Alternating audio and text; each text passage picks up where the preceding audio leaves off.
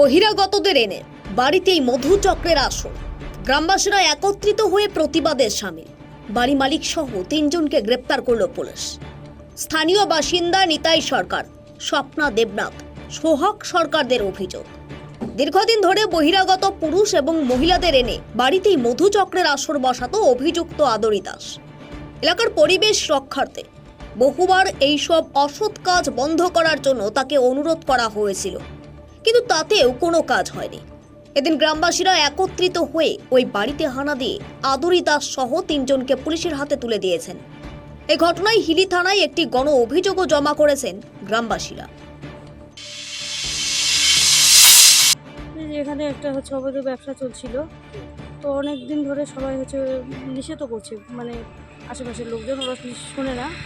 তারপরে একটা সবাইকে একটা মিটিং হয়েছিল, ওখানে বলা হয়েছিল যে 6 মাস ওদেরকে টাইম দেওয়া হয়েছিল।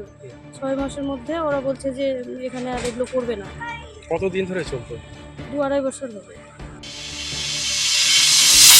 অবৈধ ব্যবসা চলে। তো এখানে সব ক্লাবকে জানানো হয়েছিল আমাদের পাড়া থেকে। তারপর ক্লাব থেকে ডেকে একটা মিটিং হয়েছিল, হয়ে সেখানেও সাক্ষাৎকার দিয়েছিল যে আমি আগামী 6 মাস ব্যবসা করব, তারপরে আমি এগুলো কাজ বন্ধ করে দেবো। এগুলো বলার পরেও দীর্ঘদিন এখানে অবৈধ পতিতালয় খুলেছিল একটা। মেয়ে আসতো অনেক দিন ধরে, প্রায় 2-2.5 বছর ধরে আমরা লক্ষ্য করছি, কিন্তু তারপর ও বন্ধ করে না। রেগুলার মহিলা আসে, অনেক লোক আসে মোটরসাইকেল নিয়ে, রাতে দিনে সব সময়। এখন কি চাইছেন আপনারা? আমরা চাইছি এই কাজটা বন্ধ হোক, সুস্থ পরিবেশ পায়। এখানে অনেক দিন ধরে এরা খুব অত্যাচার চালাতো, দুনিয়ার অনেক জায়গার মেয়ে নিয়ে আসে এখানে এই ব্যবসা চালাতো। আমরা নিষেধ করার পরও শোনে না, যার জন্য আমরা থানায় কমপ্লেন করেছি। থানায় এসে ওদেরকে উঠিয়ে নিয়ে গেছি।